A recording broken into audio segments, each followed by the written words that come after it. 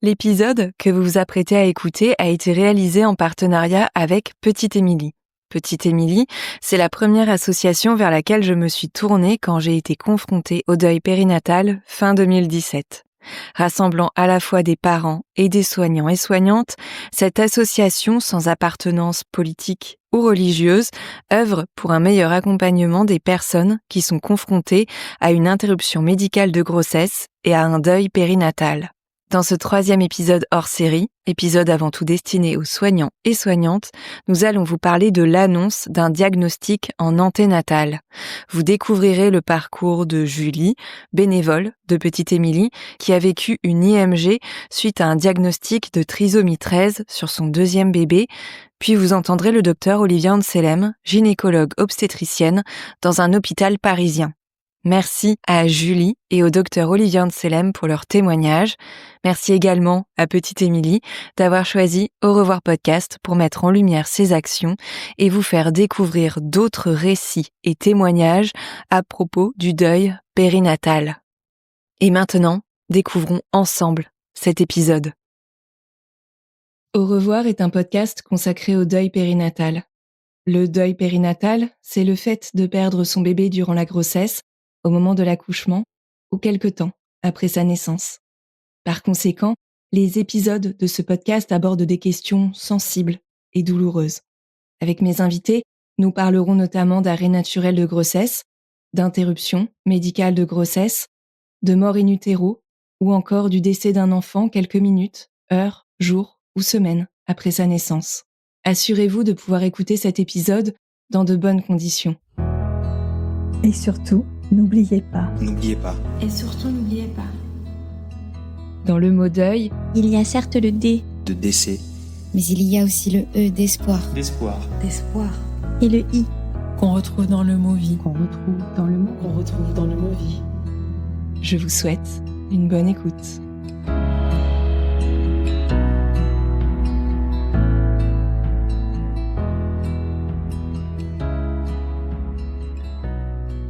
Je viens juste de m'allonger sur un lit d'examen médical avec un dossier un peu incliné. J'ai mon ventre d'entrée dans le 6e mois de grossesse, un peu rond, à l'air. Elle met le produit sur sa sonde, elle pose la sonde sur mon ventre, elle se trouve à ma droite, à côté de son appareil. Et il y a un écran qui diffuse aussi en face de mon mari et moi, donc on regarde un peu l'image, mais moi vraiment je trouve que c'est totalement illisible. Et mon mari se trouve à ma gauche, il est assis sur un petit tabouret à roulettes, mais assez loin.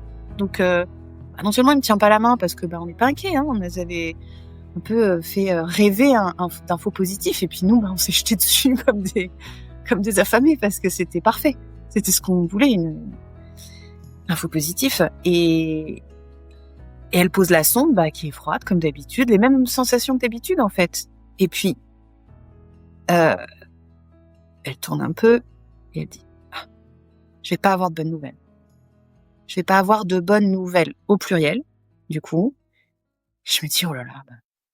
Déjà, je me dis, aucun espoir, c'est pas un faux positif. Et puis ça arrive d'un coup.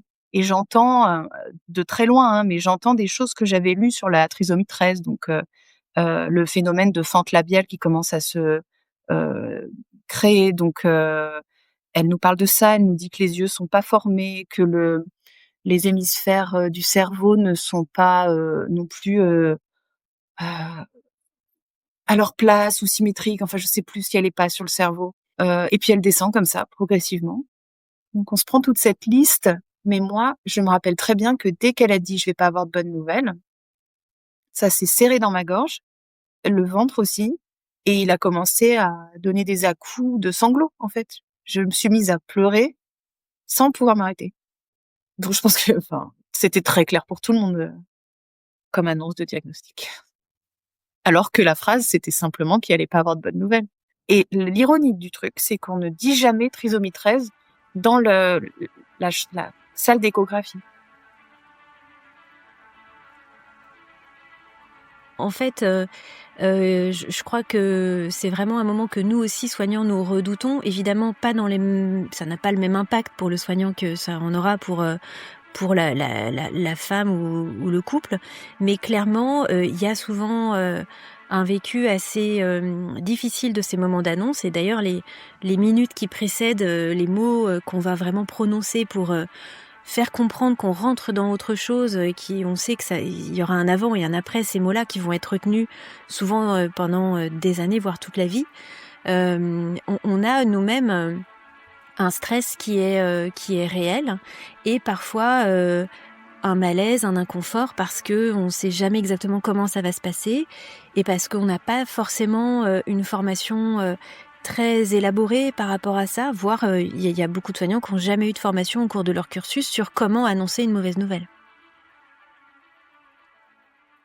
L'écho se passe comme ça. Et puis, elle pose la sonde. Tout le monde se met un peu, enfin les autres soignants se lèvent un peu. Je sais pas si elle le dit ou si je comprends de moi-même qu'on va quand même faire la myosynthèse.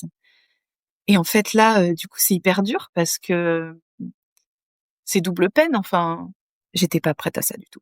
De piquer à côté là où il y a un bébé auquel on tient et puis dont on vient de nous dire les pires nouvelles du monde. En fait, je comprenais même pas pourquoi on allait jusque-là, pourquoi on faisait ça. Et là, ça m'aurait fait du bien de discuter avec l'obstétricienne et qu'elle me dise, je sais pas, qu'elle me réexplique. Enfin, c'est un truc idiot, mais ouais, j'avais besoin de temps. Probablement qu'elle me redise tout. Et puis moi, assise en comprenant dans quoi on venait de tomber, quoi. Que j'ai une toute petite illusion de reprise de contrôle, ou en tout cas que je puisse me ressaisir, quoi. Parce que là, ouais, parler avec elle, ça m'aurait permis de me regrouper, quoi. Et même de reprendre une place peut-être de maman.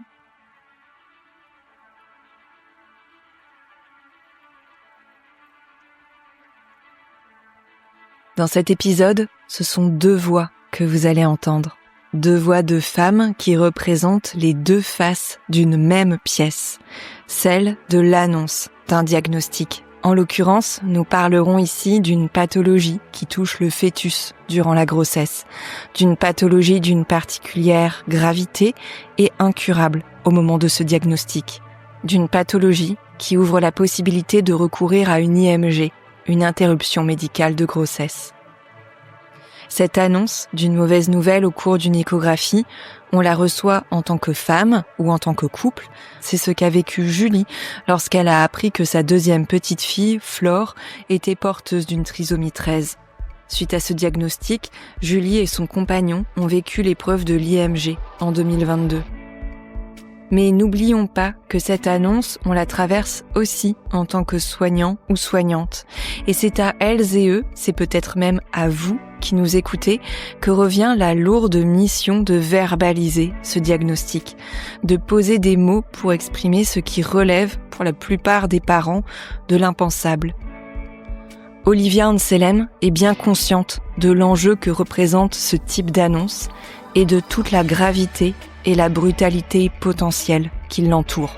Gynécologue obstétricienne, elle travaille à la maternité Port-Royal de l'AP-HP à Paris et coordonne le CPDPN, le centre pluridisciplinaire de diagnostic prénatal. Cet épisode, en partenariat avec Petite Émilie, il est avant tout conçu pour vous, soignants et soignantes, vous qui accompagnez les femmes enceintes, les couples qui attendent un bébé, vous qui devez, parfois, trouver des mots pour communiquer une mauvaise nouvelle. Une telle annonce, vous le savez bien, elle est toujours d'une violence inouïe. C'est ce point de bascule, ces mots qui sonnent comme une déflagration, qui vibrent comme un séisme. Ce sont ces mots qui cognent, qui secouent, qui font trembler le sol, qui s'ouvre sous les pieds des parents. Vos formules, vos intonations, vos gestes, ces parents, justement, s'en souviendront souvent toute leur vie. Parfois, tout cela se perdra dans les limbes du blackout, de la sidération, mais dans tous les cas, qu'on en porte encore la trace ou qu'on les oublie, ces moments marqueront un avant et un après dans la vie de celles et ceux qui vivent un deuil périnatal. Et pour ne pas ajouter de la violence à la violence, le docteur Olivia Anselem reviendra dans cet épisode sur ce moment de l'annonce d'un diagnostic à l'occasion d'une échographie et vous donnera quelques clés pour vous aider dans cette démarche si délicate. Mais avant cela, je vous laisse écouter le témoignage de Julie. Depuis son IMG, Julie est bénévole chez Petite Émilie et lors de sa seconde grossesse, son compagnon et elle ont dû encaisser un diagnostic inattendu. Plus de 3 ans après, Julie se souvient encore nettement de ce choc et surtout de cette impression d'avoir été prisonnière d'un rythme beaucoup trop rapide et brutal pour elle.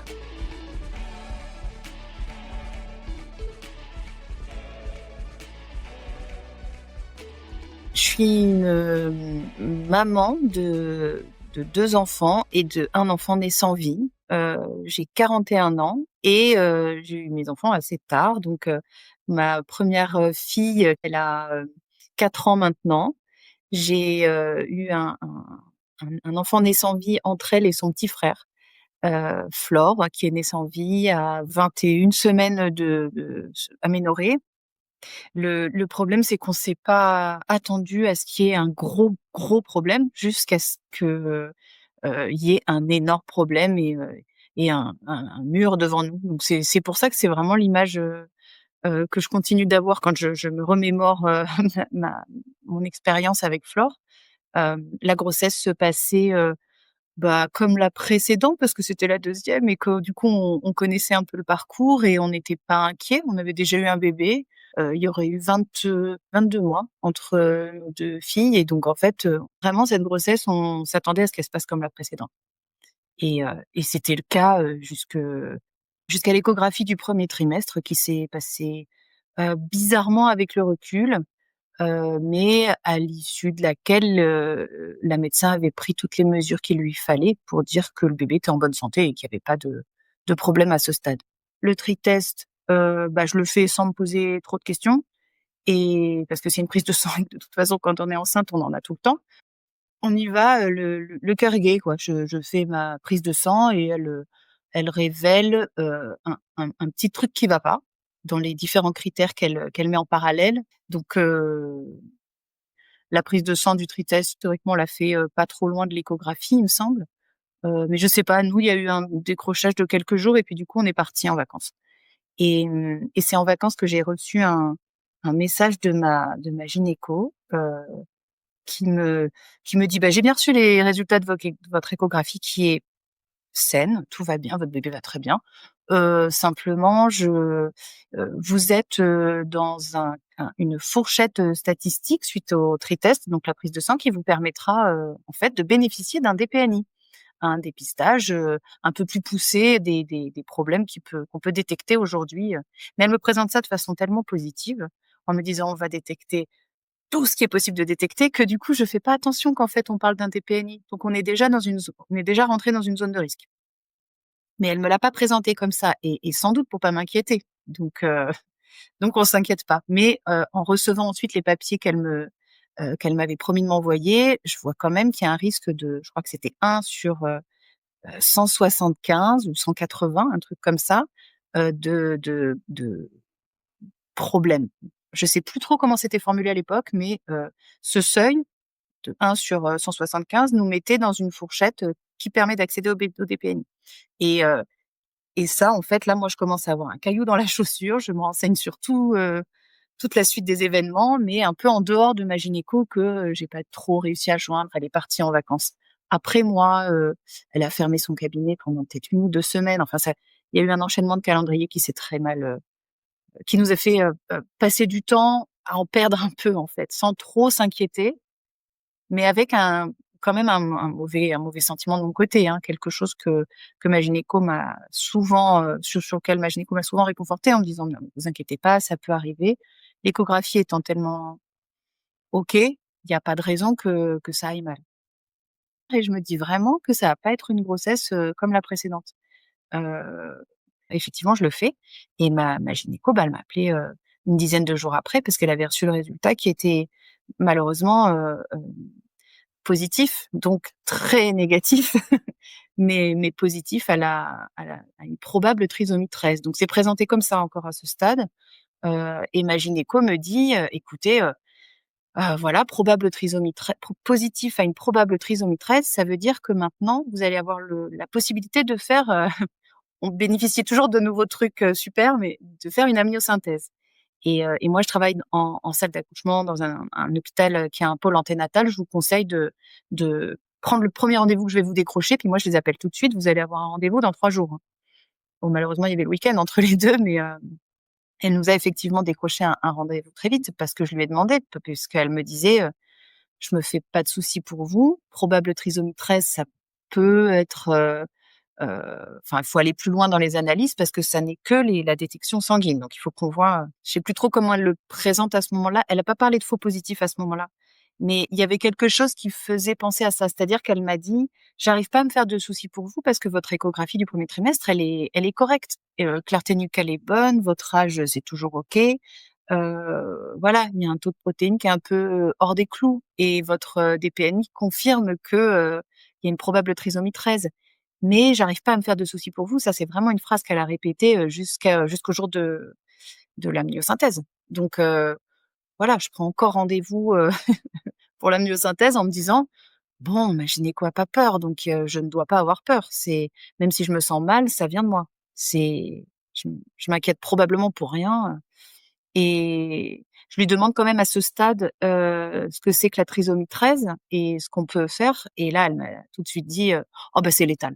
De toute façon, si ce bébé survit, heu, il y a peu de chances qu'il puisse, heu, survivre jusqu'à la date de l'accouchement.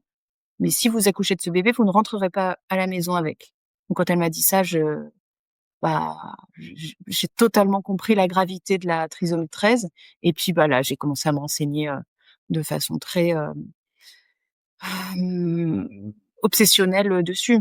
Je commençais à me renseigner aussi sur l'interruption médicale de grossesse, dont j'avais en fait, pas vraiment entendu parler. Enfin, je savais pas trop ce qu'on faisait quand les grossesses se passaient mal. Donc c'est là que toutes les ressources de Petite Émilie m'ont aidée.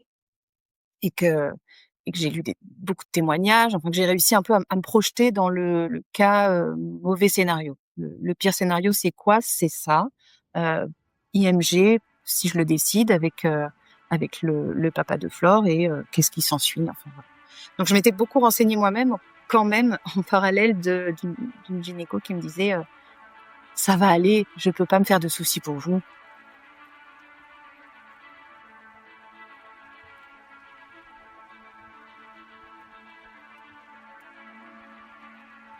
Arrive le jour de cette amniosynthèse, bah, vraiment, ouais, 3-4 jours plus tard. Donc c'est très long et à la fois, ça s'est enchaîné vraiment vite. Et heureusement parce qu'on attendait notre verdict. Et avant l'amniosynthèse, je m'étais préparée à, il va y avoir un problème. On va voir lequel, mais bon, je m'attendais quand même pas à ce qu'on soit dans la trisomie 13 et dans l'adieu au bébé, quoi. Donc voilà, on arrive au pôle anténatal, heu, on nous propose une petite discussion avant de faire l'examen. Là, on nous explique que la trisomie 13, elle est très spécifique dans le sens où elle peut se conscrire au placenta uniquement. Et on nous dit: «Bah, si elle est conscrite au placenta, il peut y avoir des traces dans votre sang qui expliquent qu'il y avait une probable trisomie 13 détectable dans votre sang, mais le fœtus peut ne pas être, affecté». Donc bouffée d'air. Enfin, moi, j'avais lu ça nulle part. Et puis ma gynéco ne m'en avait pas parlé. Elle avait dit qu'elle se faisait pas de soucis pour moi, donc peut-être c'est ça qu'elle avait en tête finalement, je sais pas. Mais hem, on n'était pas allé jusque-là. Et je me dis, en fait, voilà, on s'est quand même bien pris la tête, mais il y a autre chose de qui va être casse-pied, mais pas, voilà, ça devrait pas être trop grave. Là, on nous propose quelque chose vraiment qui ressort de l'improvisation totale. Et on nous dit: «Bah, est-ce que vous souhaitez faire une échographie morphologique?»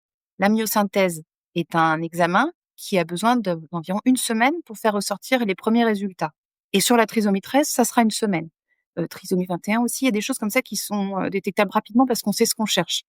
Heu, 1 semaine, ça sera long pour vous. Est-ce que vous voulez, faire une échographie morphologique? Comme ça, vous pouvez être rassurés, beaucoup plus tôt. Donc moi, j'imagine quand même toujours pas qu'on va sortir du bureau et faire une écho, tout de suite. Je me dis quand même qu'on va y aller cet après-midi puisque je suis câblée et programmée pour, me prendre une piqûre dans le ventre et je me suis préparée comme ça. Finalement, on sort du bureau et là, on se dirige tous vers la salle d'écho. Là, je comprends qu'on va la faire maintenant. Donc je sais même plus à qui je demande, «Ah mais on va faire l'échographie maintenant?» Et du coup, moi, je me sens assez légère parce que comme on vient de nous donner une raison médicale, scientifique, et tout à fait plausible d'un vieux cauchemar qu'on vit depuis quelques semaines, le caillou dans la chaussure, il va être retiré parce que c'est probablement une trisomie 13 en faux positif. C'est un truc qui a touché que mon placenta et qui va épargner mon bébé. Donc on se dirige vers cette salle d'écho et ça se passe comme n'importe quel écho. Enfin bon, je pense qu'à ce moment-là, j'avance un peu comme un zombie. Je suis déjà plus en maîtrise, du moment présent du tout et je le sais pas encore. Je viens juste de m'allonger, sur un lit d'examen médical qui est avec un dossier un peu incliné. J'ai voilà, mon ventre d'entrée dans le 6e mois de grossesse, un peu rond, à l'air. Elle met le produit sur sa sonde, elle pose la sonde sur mon ventre, elle se trouve à ma droite, à côté de son appareil, et il y a un écran qui diffuse aussi en face de mon mari et moi, donc on regarde, un peu l'image, mais moi vraiment je trouve que c'est totalement illisible, et mon mari se trouve à ma gauche. Il est assis sur un petit tabouret, à roulettes, mais assez loin. Donc non seulement il me tient pas la main parce que, on n'est pas inquiets, hein, on nous avait un peu, fait, rêver d'un faux positif et puis nous, on s'est jetés dessus comme des affamés parce que c'était parfait. C'était ce qu'on voulait, un faux positif et elle pose la sonde, qui est froide comme d'habitude, les mêmes sensations que d'habitude, en fait. Et puis, heu, elle tourne un peu et elle dit: «Ah, je vais pas avoir de bonnes nouvelles. Je vais pas avoir de bonnes nouvelles», au pluriel, du coup. Je me dis: «Oh là là», enfin déjà, je me dis: «Bon, aucun espoir, c'est pas un faux positif».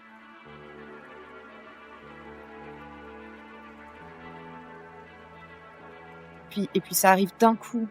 J'avais pas forcément, là, la capacité de d'entendre tout le reste, heu, mais malgré tout, je pense qu'elle fait l'examen et elle tâche d'aller au bout et j'entends, de très loin, hein, mais j'entends des choses que j'avais lues sur la trisomie 13, donc le phénomène de fente labiale qui commence à se, heu, créer, donc elle nous parle de ça, elle nous dit que les yeux sont pas formés, que les hémisphères, du cerveau ne sont pas, non plus, heu, à leur place ou symétriques, enfin je sais plus ce qu'elle est pas sur le cerveau. Et puis elle descend comme ça, progressivement. Donc on se prend toute cette liste, mais moi, je me rappelle très bien que dès qu'elle a dit: «Je vais pas avoir de bonnes nouvelles», ça s'est serré dans ma gorge, le ventre aussi, et il a commencé à donner des à-coups de sanglots, en fait. Je me suis mise à pleurer sans pouvoir m'arrêter. Donc je pouvais plus poser de questions, je pouvais absolument pas échanger. Heu, Là, mon mari m'a tout de suite pris la main. Donc je pense que, enfin, c'était très clair pour tout le monde, comme annonce de diagnostic. Alors que la phrase, c'était simplement qu'il allait pas avoir de bonnes nouvelles. Et l'ironie du truc, c'est qu'on ne dit jamais trisomie 13 dans la salle d'échographie. Elle dit: «Ah oui, il y a ça, il y a ça, il y a ça». Elle fait toute la liste des choses qui m'étaient familières parce que je m'étais renseignée et du coup, ça me paraît incroyable à ce stade que finalement, si c'était la trisomie 13, on aurait dit un mauvais film parce que c'était pas le scénario attendu du tout. Heu, Ensuite, elle nous a demandé si on voulait savoir le sexe. On le savait pas en fait que c'était une fille, parce qu'on l'avait jamais demandé avant et puis, du coup, je dis oui et elle nous dit que c'est une petite fille. Donc nous on nous on saute en élastique sans élastique là, à ce moment-là. Parce que, heu, ça devait pas être ça. Je Ma gynéco arrivait pas à se faire de soucis pour nous. Heu, la trisomie 13, elle est tellement coquine qu'elle va se mettre que dans le placenta. Enfin, ça va pas du tout, c'est trop injuste quoi, à ce moment-là, du coup. Parce que ça va trop vite.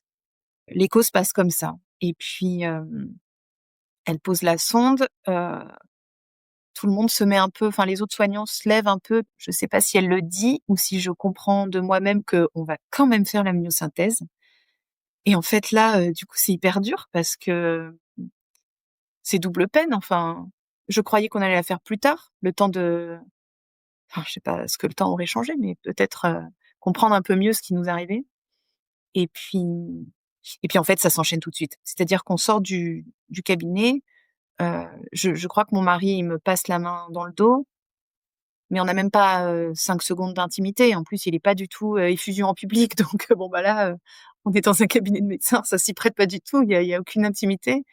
Il fait ce qu'il peut, je pense, à ce moment-là, et moi, je reçois même pas la chaleur de son geste parce que bah, je suis encore là, je suis vraiment un zombie et ça va trop vite. Je pense qu'il y a eu bah, entre 2 et 4 minutes entre la salle d'écho et le petit vestiaire. Puis le petit vestiaire, bah, très vite, j'étais seule, en fait, du coup. L'infirmière est sortie, mon mari m'a pas accompagnée dans le vestiaire pour pour mettre la chemise de nuit d'hôpital, et du coup, bah, je me suis déshabillée, sur une nouvelle, de cette grossesse qui se poursuivrait pas, ou en tout cas qui se poursuivrait avec un bébé très malade qui allait mourir probablement, de lui-même, puis que c'était une fille. Enfin, voilà, j'avais toutes ces pensées-là, heu, en me changeant, mais là, j'étais pas prête à me confronter à un examen, j'étais pas prête à ça du tout.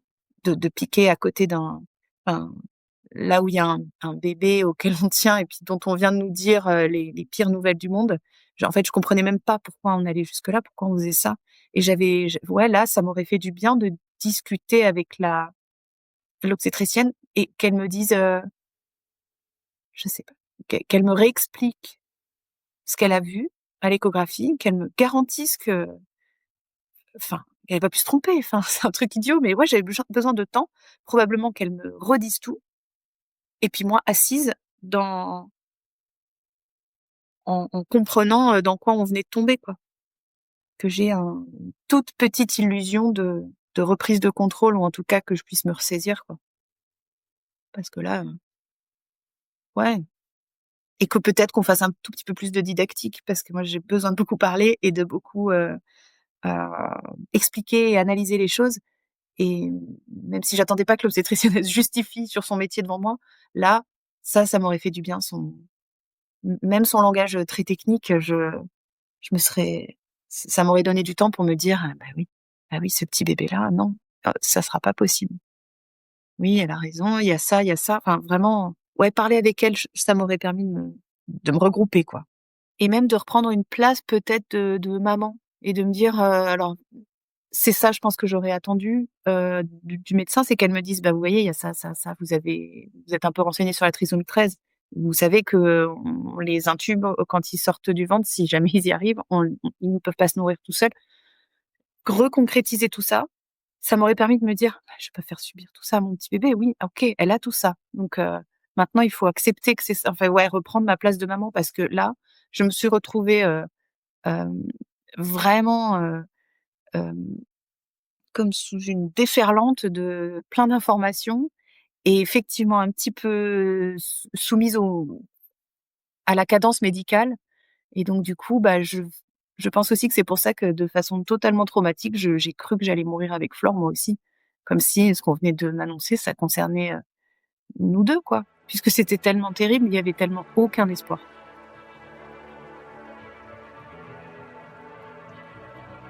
Et puis je rentre dans un petit bloc, et puis, bah, je me retrouve, de nouveau allongée, mais là, on va faire, la piqûre dans le ventre pour la myosynthèse, donc sous contrôle échographique. Donc là, l'obstétricienne m'explique ça. Je dis: «D'accord, d'accord», et puis elle s'apprête à faire l'examen qui se passe pas bien, parce que, alors d'après elle, elle me l'explique en disant: «Ah bah oui, mais ça, c'est les mamans qui font trop de sport. Alors du coup, vous êtes toutes musclées, hein, c'est super madame, mais du coup la myose, il est dur à percer parce que déjà il faut passer la couche abdominale». Enfin, elle m'explique des choses qui ont l'air d'être des compliments, mais alors je peux pas du tout les apprécier à ce moment-là, et je cherche juste bah déjà je cherche le papa de mon bébé, et qui est pas là, et donc du coup je me tourne vers, une infirmière, juste elle avait les yeux, hem très, gentil, et puis je lui demande, comme une gamine, si je peux lui tenir la main, parce que ça va pas, quoi. J'avais besoin de, je sais pas, de ma mère, de mon mari, mais pas de rigoler sur, oui, je fais beaucoup de sport, mais enfin je pense que ça n'a je suis pas médecin, mais je pense que ça n'a rien à voir qu'on ait du mal à pratiquer une amniosynthèse avec le côté sportif. Enfin, je pense, c'était tellement décalé. C'est simplement que là, sur ce moment-là, je voulais ma maman, quoi. le monde s'écroulait d'un coup et puis j'avais l'impression que, heu, ça m'a tenue jusqu'à l'IMG, mais que moi j'étais condamnée aussi, que j'allais mourir avec ma fille parce qu'on avait cette, maladie, ce truc, cette trisomie 13. Enfin pour moi, c'était vraiment il y avait plus d'espoir, donc je regardais le plafond, pendant les différentes, tentatives de piqûres en me disant: «Bah, ma fille va mourir, quoi», et puis, bah, je vais pas, dépasser cette épreuve.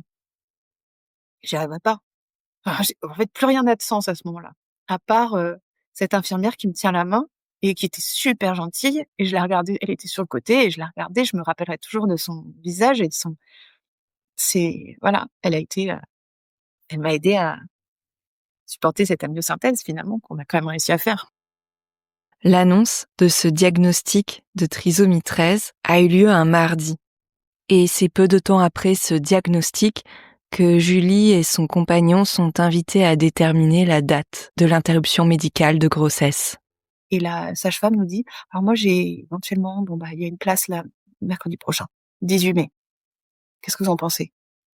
Bah, à l'instar de l'annonce du diagnostic, nous du coup, on a voulu faire ça comme des tarés, quoi. Enfin, bah, du coup, oui. Ah bah, oui, dépêchons-nous, faut vite en finir, en fait.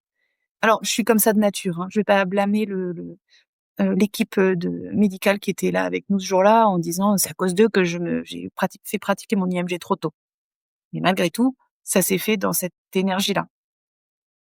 Peut-être que ça aurait été intéressant de se demander si l'IMG, on pouvait patienter un peu, peut-être poursuivre, pour passer le seuil des 22 semaines, avoir une vraie reconnaissance du statut de ce bébé comme deuxième grossesse pour que la troisième donne lieu à un congé maternité, enfin ce genre de 3e enfant, ce genre de choses un peu, enfin très pragmatiques, mais de toute façon un bébé condamné, c'est les parents qui décident et on n'était pas peut-être pas si pressés que ça. Dans cette, épreuve, vraiment vraiment négative, et désespérée, on peut reprendre un tout petit peu de contrôle sur certaines choses, et ça, en fait, ça permet de reprendre pied, ça permet de sortir de cette eau glacée de la piscine, quoi, de se dire: «Ah oui, en fait, c'est pas obligé, de faire, l'IMG, tout de suite à l'issue des 8 jours, juridico-médico-légal, en fait. On peut garder le bébé un peu, si on le souhaite. Prendre son temps, c'est à peu près la seule chose qu'on maîtrise, dans ces cas-là, parce qu'il y a pas d'urgence vitale». Moi, dans mon cas, mon bébé, il était, malade de quelque chose qu'on ne savait pas guérir à cette époque-là, et moi, j'étais pas en danger, donc ça aurait été, bénéfique de me rappeler que je pouvais choisir de prendre un peu de temps, là, avec ce bébé. À travers les mots de Julie, à travers ses souvenirs, on comprend que cette annonce de diagnostic n'a pas été faite dans des conditions optimales. Ça a été vite, trop vite. Quelque temps plus tard, une soignante de l'hôpital lui présentera d'ailleurs des excuses. On ne vous a pas vraiment ménagé, admettra-t-elle. Parce que s'il y a bien quelque chose dont les soignants et soignantes doivent avoir conscience, c'est que l'annonce du diagnostic sera toujours un traumatisme pour les parents. C'est ce qu'a expliqué Marie-Josée Soubieux, psychiatre, psychanalyste et spécialiste du deuil périnatal, dans le documentaire que j'ai co-réalisé en 2023 avec Anaïs Feuillette. Ce documentaire s'intitule « Le berceau vide », en hommage à l'ouvrage de référence de Marie-Josée Soubieux.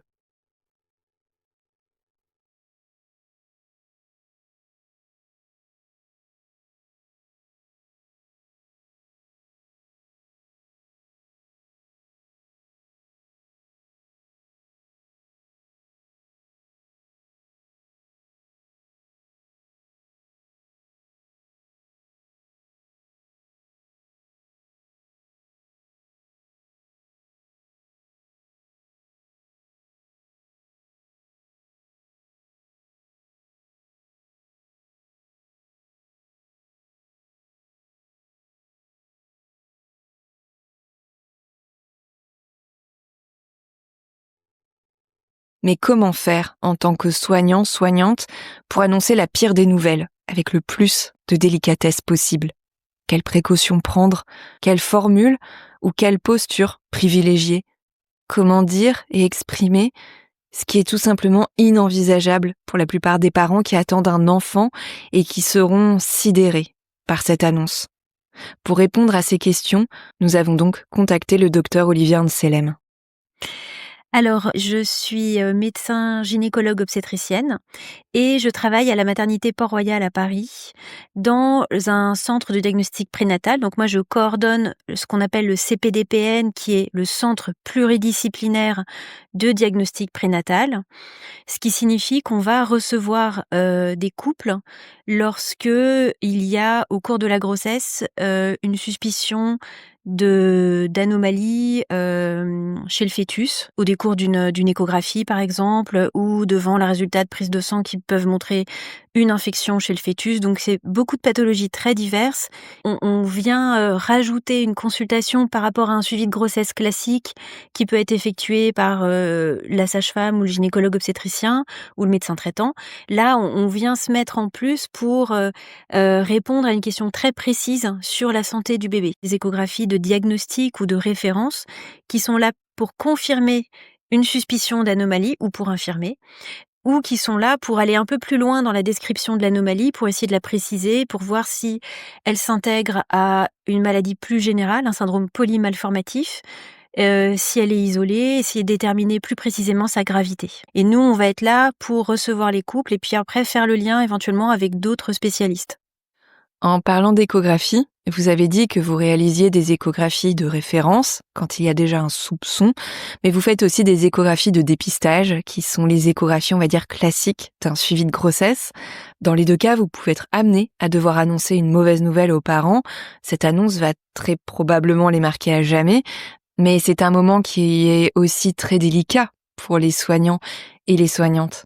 Ah oui, absolument. En fait, je crois que c'est vraiment un moment que nous aussi, soignants, nous redoutons. Évidemment, pas dans ça n'a pas le même impact pour le soignant que ça en aura pour la femme ou le couple. Mais clairement, il y a souvent un vécu assez difficile de ces moments d'annonce. Et d'ailleurs, les minutes qui précèdent les mots qu'on va vraiment prononcer pour faire comprendre qu'on rentre dans autre chose, on sait que il y aura un avant et un après ces mots-là qui vont être retenus souvent pendant des années, voire toute la vie. On a nous-mêmes un stress qui est réel et parfois un malaise, un inconfort parce que on sait jamais exactement comment ça va se passer et parce qu'on n'a pas forcément une formation très élaborée par rapport à ça, voire il y a beaucoup de soignants qui n'ont jamais eu de formation au cours de leur cursus sur comment annoncer une mauvaise nouvelle. Au cours de ma formation, j'ai pas eu la chance d'avoir de cours sur la communication, la relation de soins ou l'annonce. Et donc, j'ai été confrontée dans l'exercice de ma spécialité à des situations qui m'ont mise dans un certain malaise parce que j'avais l'impression de pas forcément bien faire et j'avais peur d'aggraver les choses en fait, de rendre l'annonce encore plus compliquée. Donc, j'ai beaucoup appris en regardant certains de mes collègues faire et soit en me disant: «Bah là, je trouve que ça c'était, assez fin, assez délicat, assez, il y avait une écoute qui m'a plu, il y avait, une empathie que j'ai trouvée, formidable et donc ça, j'ai essayé de le garder» et puis au contraire, parfois, des contre-exemples, hein, c'est malheureux, mais, je me rappelle très, très bien, hein, de mon premier semestre d'interne, mes toutes premières patientes que j'ai prises en charge, une situation de grossesse arrêtée au premier trimestre, donc vraiment quelque chose de fréquent, mais d'une annonce qui m'a paru tellement violente que ça m'a marquée et je me suis dit: «Voilà, je ne veux pas devenir ce médecin-là. Je ne veux pas, faire comme ça» et après j'ai aussi beaucoup appris avec d'autres spécialités qui travaillent sur cette, question depuis plus longtemps que nous. Les oncologues, bien sûr, ils ont beaucoup réfléchi à ça puisque c'est leur quotidien, hein, d'annoncer, des diagnostics, très difficiles. Mais également, j'ai beaucoup appris auprès d'un collègue, anesthésiste réanimateur, pédiatrique, qui prend en charge des enfants qui ont été victimes d'accidents et cetera et qui se retrouvent dans la situation d'annoncer, des catastrophes aux parents et finalement on a beaucoup à apprendre, je trouve, les uns des autres, dans différentes spécialités, mais nous on a aussi, des particularités dans notre spécialité. Parce que nous, le patient en question, c'est un patient, enfin notre patiente est la personne avec laquelle on va discuter, mais en fait on parle de son bébé, donc d'un être en devenir qui n'est pas encore là, mais qui va concentrer beaucoup d'espoir, un projet de futur et puis aussi beaucoup de choses qui sont liées à la culpabilité de la maman qui en font quelque chose de très spécifique. Parfois un sentiment de honte pour les mamans aussi quand il y a une malformation, une anomalie chez leur enfant. Donc on vient bouleverser des choses très spécifiques, très particulières en gynécologie obstétrique par rapport à ce qu'il pourrait y avoir dans d'autres spécialités. Effectivement, il y a ce bébé, cet être en devenir. Dans le cas de figure que nous abordons aujourd'hui dans cet épisode, le diagnostic le concerne lui avant tout, et en même temps, tout cela se passe dans le corps de la mère, qui est la patiente, ce qui rend les choses très délicates, car elle est impliquée physiquement du fait de la grossesse, mais ce n'est pas elle qui est malade en fait. Exactement.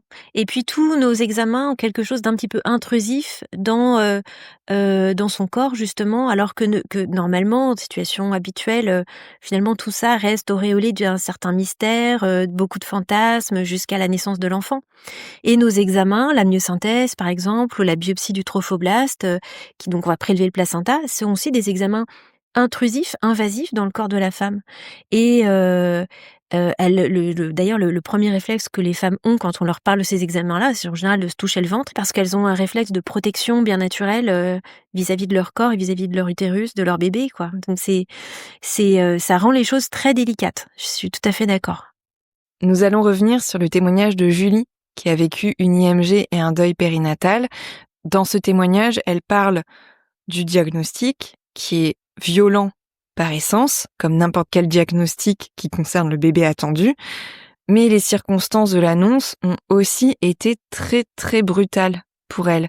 Elle était venue pour une amyosynthèse, finalement elle fait d'abord une échographie qui n'était pas prévue, on évoque un faux positif avant cette échographie, mais finalement son bébé est bien porteur d'une trisomie 13 et on le constate dès le début de l'examen. On énumère aussi pendant cette échographie tout ce qui ne va pas chez sa fille alors même qu'elle a l'écran juste devant elle et qu'elle voit toutes les images. Et aussitôt après, elle n'a pas le temps de reprendre ses esprits ou d'échanger avec son médecin qu'elle enchaîne aussitôt sur la myosynthèse. Qu'est-ce qui aurait permis, selon vous, à cette annonce d'être peut-être un peu moins violente, brutale, justement? Je pense que l'échographiste avait probablement une intention de bien faire. Et d'ailleurs, cette phrase, j'ai pas de bonne nouvelle, c'était probablement pour essayer d'introduire une étape dans la mauvaise nouvelle qu'elle allait annoncer. Mais c'est vrai qu'on comprend tout à fait la position de la femme, finalement, qui reçoit toutes ces informations alors que elle est encore allongée avec du gel d'échographie, la sonde en place, et que il y a une énumération comme ça de toutes les choses qui ne vont pas. Et on peut imaginer que pour qu'elle puisse s'exprimer, alors s'exprimer, c'est peut-être poser des questions ou enfin voilà, dire quelque chose, il faudrait qu'il y ait peut-être la mise en place d'un dialogue qui a besoin aussi d'un cadre, d'agencer peut-être une vraie consultation. L'échographie, ça peut se faire en plusieurs temps. Ça peut être un temps d'examen qui peut être parfois silencieux parce qu'on peut avoir besoin de se concentrer et on peut expliquer tout à fait aux patientes, là pour l'instant je vais conduire mon examen et je vais rester très concentrée, donc je pourrais pas tout de suite vous expliquer ce que je vois. Mais voilà, ce temps d'examen est un petit peu silencieux et puis après, on peut faire habiller la patiente, peut-être. Je dis pas que ça doit être systématiquement comme ça que ça doit se faire, hein, mais là, c'est ce qui me fait, c'est comme ça que je réagis face au témoignage que vous relatez. Se rasseoir ensuite, une fois qu'on est rhabillé, qu'on a essuyé le gel et on est chacune de chaque côté d'un bureau pour pouvoir être à la même hauteur et pouvoir se parler et observer aussi la réaction de la femme qu'on a en face de nous à mesure qu'on annonce les choses et pouvoir ajuster à ce moment-là. Est-ce qu'il faut vraiment que je dise tout? Est-ce que c'est vraiment important à ce moment-là de forcément tout lister? Est-ce que elle a une émotion qui a l'air de nécessiter là de poser les mots, de faire des pauses. Souvent, le silence peut être une aide aussi très importante dans ces moments-là. Et j'ai l'impression qu'il y a vraiment très souvent une sidération, hein, quand on reçoit ce genre d'informations. Tout se bloque Et finalement, il faut du temps et parfois, souvent, il n'y a pas d'urgence à faire la myosynthèse et il n'y a pas d'urgence à voir tout de suite la patiente pour faire un examen et enchaîner tout de suite les examens. Et finalement, laisser un peu de temps pour réfléchir à ce qu'on a reçu comme information, ça peut être extrêmement utile. Introduire comme ça des étapes avec des différentes consultations pour pouvoir expliquer les choses progressivement et avancer au rythme de la patiente en fonction de ce qu'elle peut à ce moment-là recevoir comme information, comme diagnostic aussi. Très concrètement, quand il y a l'annonce d'une mauvaise nouvelle à communiquer à une femme, à un couple, est-ce qu'il y a des points de vigilance que vous avez toujours à l'esprit dans ces moments-là, quand la situation est grave? J'imagine qu'il n'y a pas de recette toute faite, mais comment est-ce que vous faites, vous? On a en face de nous des couples dont chaque histoire est différente, qui vont pas recevoir les choses de la même façon. Et les quelques phrases qu'on aura pu échanger avec eux avant de commencer l'échographie nous permettent déjà de voir dans quel état d'esprit sont les 2 membres du couple quand ils arrivent pour faire l'examen. Et même si on parle de choses très futiles, comment allez-vous, et cetera, est-ce que vous savez quel est l'objectif de cet examen et qu'est-ce qu'on vous a dit jusque-là? Toutes ces choses-là qui ont l'air assez banales, en fait, elles sont déjà importantes pour tisser du lien et puis voir comment la patiente s'exprime, quel vocabulaire elle utilise pour que nous, on puisse aussi s'adapter. Sur les situations comme ça extrêmement graves, je pense que là, c'est vraiment plus moins difficile de faire cette annonce en agençant une vraie consultation autour d'une table. C'est-à-dire de dire peut-être à la patiente: «J'ai terminé l'échographie, maintenant je vais vous expliquer ce que j'ai vu, mais je vous propose de vous rasseoir, de vous rhabiller et puis on va discuter ensemble de ce que j'ai vu». Et donc là, je crois qu'il faut y aller, un peu par étapes. Je pense que les mots qu'on va utiliser, il faut être conscient qu'ils vont souvent être, très marquants. Et donc des mots tels que anormal, handicapé, moi j'entends des choses que les patientes me racontent aussi elles me disent parfois: «On m'a dit: "C'est foutu"». C'est des mots qui sont, qui laissent des traces, indélébiles et donc je crois qu'il faut être très, vigilant sur les mots qu'on va employer.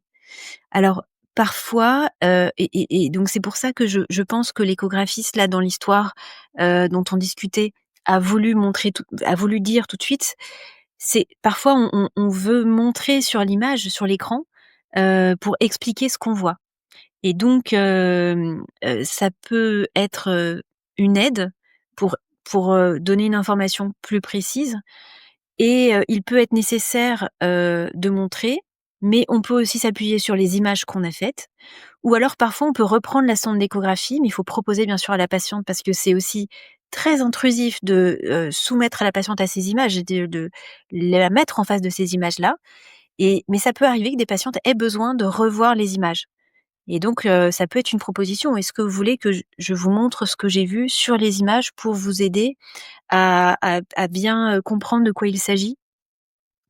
Voilà et sinon, je crois que juste après cette échographie, peut-être qu'un temps, sinon de consultation vraiment séparée avant de faire la myosynthèse, aurait été un moment de relâchement aussi pour la patiente. C'est-à-dire que finalement, on voit qu'elle a pas eu le temps de poser de questions et donc peut-être que parfois il faut savoir, surseoir à la myosynthèse alors qu'on avait tout organisé, décaler, pour, laisser du temps à la patiente de, réaliser un petit peu ce qui se passe.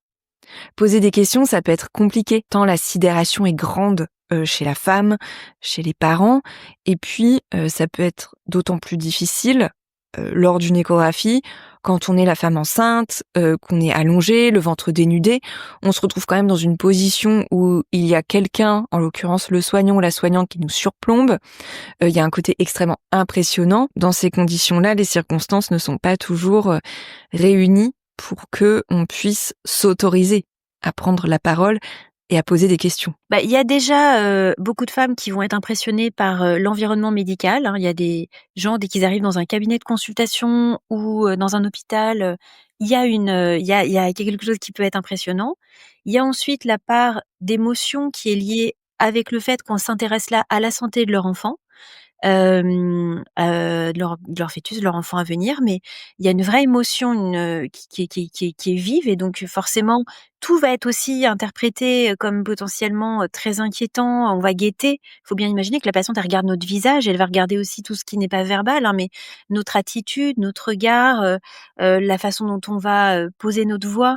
Elle va essayer de décrypter tout ça pour voir est-ce que ça se passe bien ou est-ce que ça ne va pas. Donc il y a une espèce d'état de comme ça d'hypervigilance et très rapidement, nous on se rend compte que quand on commence à expliquer beaucoup de choses, que ça commence à prendre un petit peu de temps, eh bien, on voit bien qu'on l'a perdue, quoi. Elle arrive pas à écouter tout ça parce que la surcharge émotionnelle, elle est telle que, on s'arrête, voilà, le dialogue, s'arrête. Mais vous avez raison, il y a aussi, tout simplement la façon dont, on se positionne, dans un box d'échographie. Quand on est, au-dessus de la patiente, qu'on peut pas se regarder en face, qu'elle est dénudée avec le gel, évidemment, elle est pas du tout en position pour, poser des questions et nous parler. Vous disiez un peu plus tôt que les mots sont indélébiles. C'est vrai pour les mots violents, comme le «c'est foutu», qu'a dit un médecin à l'une de vos patientes, mais c'est vrai également pour les formulations plus délicates, pleines d'empathie. Il y a des gestes, des attitudes auxquelles se raccrocher, dont les parents se souviendront toute leur vie. C'est difficile pour un soignant, une soignante de trouver le juste équilibre, le bon dosage pour communiquer le diagnostic et en même temps être là pour la personne en face. Bah, oui, parce que c'est difficile à la fois de véhiculer des informations parce qu'on est un peu le porteur de mauvaises nouvelles et en même temps, montrer qu'on est là, qu'on est engagé auprès du couple, qu'on va, accompagner la femme dans tout ce qui va se passer après, même si c'est très difficile. Je crois que le sentiment qui est peut-être un des plus un sentiment assez douloureux dans cette situation-là, c'est de se sentir un peu abandonné finalement, incompris, et de se sentir seul, hein, pas face à ce qu'on vit. Donc je crois que quand on témoigne, de l'empathie dans ces moments-là, il y a des choses, des relations très belles qui vont se nouer avec les femmes qu'on prend en charge et finalement d'ailleurs après, on voit qu'elles reviennent nous voir pour d'autres grossesses et on sait qu'on partage ça aussi, ce vécu, on a été témoins de ces moments-là qui sont peut-être les plus douloureux de leur vie parfois. Donc on a vraiment, un rôle à jouer. C'est quelque chose de crucial dans la relation, médecin, malade et finalement, c'est aussi pour ça qu'on fait ce métier, hein. C'est le côté, très humain qu'on y trouve. Ce serait faux de dire qu'on ressent aucune émotion parce qu'on est professionnel et que, ça ne nous touche pas. Il y a beaucoup de choses qui peuvent rentrer en résonance, avec, les couples, qu'on accompagne et donc ça nous arrive de ressentir de l'émotion et je pense que parfois ça se voit un peu, hein, mais je crois qu'à partir du moment où on reste, solide et en capacité d'aider le couple qu'on a en face de nous, qu'on ne s'effondre pas, qu'on n'est pas submergé par l'émotion, c'est très bien compris par les patientes. Je ne sais pas, vous avez raison, il y a, vraiment un équilibre, subtil à trouver et je ne sais pas, comment techniquement on doit faire pour y arriver. Mais ce que je constate, c'est qu'il y a quand même un rôle très important du fait de travailler en équipe. En tout cas, moi, c'est ce que je ressens. On a beaucoup de consultations qu'on fait en binôme, médecin-sage-femme, par exemple et donc le fait d'être plusieurs soignants à accompagner le couple, ça permet aussi nous, après la consultation, d'échanger, de parler de ce qu'on a ressenti, enfin, c'est tous les jours, hein, qu'on a des couples qui nous touchent énormément, hein, bien sûr. Donc de pas rester avec ça aussi et de pouvoir le partager, de pouvoir parler aussi avec les psychologues avec qui on travaille, de toutes ces histoires en fait, le fait de les prendre en charge en équipe, ça rend, les choses probablement, moins lourdes. Donc voilà, je crois que ça c'est important. Mais c'est vrai qu'on est complètement sortis de l'image, médicale, qu'il pouvait y avoir il y a 30 ou 40 ans, du médecin, inflexible, droit dans sa blouse, qui ne ressent rien, qui reste de marbre. Je crois que voilà, les nouvelles générations sont plus tout à fait là-dedans, mais je pense que c'est plutôt bien. Quels sont les points les plus importants que vous souhaiteriez communiquer à vos collègues concernant l'annonce? Les éléments qui vous semblent essentiels pour faire du mieux possible dans ce moment qui sera toujours violent et traumatique? pour les parents? Je pense que parfois on peut avoir envie de se précipiter dans l'annonce, parce que c'est très lourd à porter et que ces instants avant qu'on dise les mots, ils sont très angoissants aussi très remuants pour le soignant. Mais au contraire, à ce moment-là, c'est important de prendre son temps pour commencer à laisser paraître des petits signes non verbaux par notre attitude, par notre regard, par notre voix qui va un petit peu changer, qu'on est en train de faire une transition vers quelque chose de grave. Donc prendre notre temps aussi pour, laisser la patiente, exprimer quelque chose, donc utiliser peut-être plus les silences que ce qu'on a l'habitude de faire. Être à l'écoute, poser des questions pour aider la patiente aussi, elle-même, à verbaliser ce qui lui vient en tête. Et puis il y a quelque chose que les patientes, ressentent évidemment de façon très forte, c'est notre authenticité, c'est-à-dire le fait d'être en accord entre ce qu'on va dire, ce qui va transparaître de nous et ce qu'on pense aussi intérieurement. Ce qu'on peut appeler parfois aussi la congruence, qui est une notion que je trouve très intéressante, qui, traduit vraiment le fait que, si on n'est pas naturel finalement, qu'on qu'on n'est pas, raccord avec ce qu'on pense, au fond de nous, il va y avoir, un malaise qui va apparaître dans la relation. Et parfois, je vois des femmes qui sortent de l'échographie et qui me disent: «Je comprends pas, l'échographiste m'a dit que tout allait bien, mais il avait l'air, de penser tout le contraire. Il avait l'air tellement fermé, il avait une expression très inquiète, donc on n'a pas compris». Donc je crois que c'est ça qui peut créer aussi parfois une forme de malaise. Qui se comprend très bien parce que je pense que le soignant il est, voilà, il est un petit peu angoissé et c'est bien légitime. Mais, i on a à la fois un devoir de transparence, d'expliquer les choses et en même temps, dans la façon de le faire, il va falloir prendre beaucoup de précautions pour atténuer la brutalité de la réalité de la situation qui en elle-même est terrible. Quand on découvre, une malformation, une maladie, non viable ou parfois une anomalie qui va déboucher sur une décision d'interruption médicale de grossesse. Puisque vous évoquez la question de l'IMG, de l'interruption médicale de grossesse, comment introduire cette information auprès des patients et des patientes? Julie, qui a témoigné, nous a expliqué qu'elle connaissait l'IMG avant que le diagnostic soit officiellement posé, car elle s'était informée au préalable. Mais il arrive aussi que les femmes enceintes ne connaissent pas du tout cette disposition. Dans ce cas, comment amener les choses en tant que soignant? Car c'est une étape en plus, une sorte d'annonce en plus. Il y a une difficulté en plus, c'est que le texte de loi est qu'on doit recueillir la demande de la femme pour une interruption médicale de grossesse et que nous, notre rôle, c'est de ne pas suggérer, de ne pas inciter à une interruption médicale de grossesse, si on reprend bien le texte de loi. Donc, face à des femmes qui parfois ne savent absolument pas que cette, possibilité existe, on a quand même, bien sûr, l'obligation d'expliquer que dans des situations de pathologie grave et incurable, voilà, moi, c'est un peu comme ça que je présente les choses, hein. Quand on laisse du temps, on laisse cheminer le couple, on voit vers où ils vont avec leurs questions et parfois quand on sent qu'en fait, ils n'ont pas du tout la connaissance que cette disposition existe, on dit que voilà, il y a une possibilité lorsque on peut pas proposer de traitement pour un enfant et qu'on sait que, cette maladie va être, responsable, d'un handicap très lourd, on peut avoir recours à une interruption de la grossesse et même si on est au-delà du délai habituel de l'IVG de 16 semaines d'aménorrhée, là, on n'a plus de délai et donc ça peut être, quelque chose qui se discute. Donc voilà, à nouveau, on met beaucoup de temps, en fait. Souvent, les patientes, on les voit, sur plusieurs consultations successives assez, rapprochées dans le temps, mais parce que justement, ça peut pas forcément se discuter immédiatement en sortant de l'échographie. C'est pas possible, souvent. Donc voilà, expliquer que ça existe et puis après, expliquer ce que ça implique. Parce que quand on est au-delà de 16 semaines d'aménorrhée, ça implique un accouchement par les voies naturelles. Donc le déclenchement, la pose de péridurale et tout ça, c'est parfois vécu comme une violence supplémentaire sur le coup, au moment où on l'annonce. Pour résumer, si je comprends bien, selon vous, prendre le temps est en fait quelque chose d'incontournable?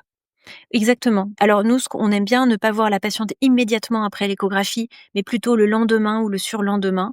Pas pour la torturer dans l'absence d'informations, mais parce qu'on se rend vraiment compte que si elle sort de l'écho et elle arrive dans le bureau pour discuter du diagnostic anténatal et de tout ce que ça implique, parfois c'est trop rapproché.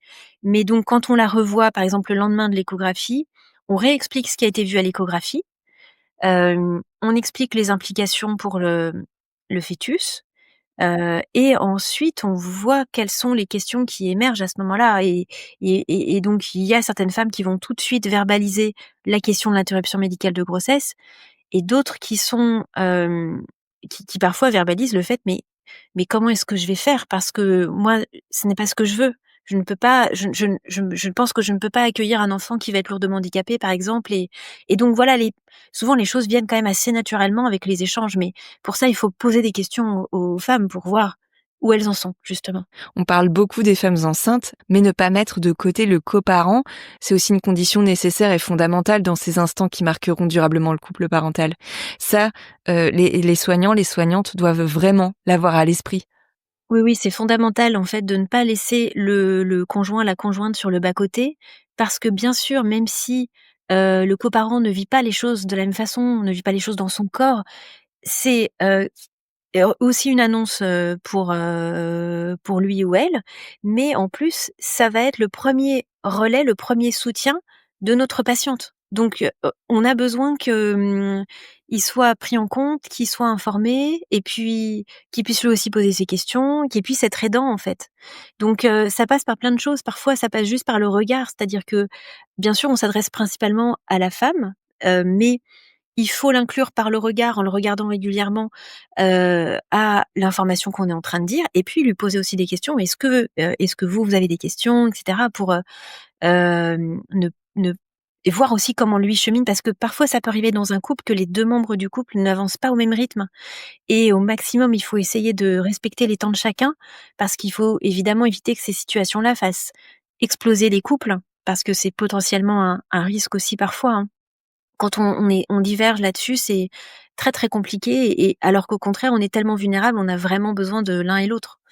Donc oui, oui, il faut absolument tenir compte du coparent, l'inclure dans nos discussions, même si au final, c'est la femme qui prend sa décision, hein. Mais même symboliquement, par exemple, quand on doit signer une interruption médicale de grossesse, nous, ce qu'on fait souvent, même si ça n'a pas de valeur, juridique, hein, mais on fait aussi signer le coparent parce que symboliquement, ça veut dire qu'il y a aussi, une prise en compte de son rôle, auprès de ce bébé, en fait et auprès de sa femme.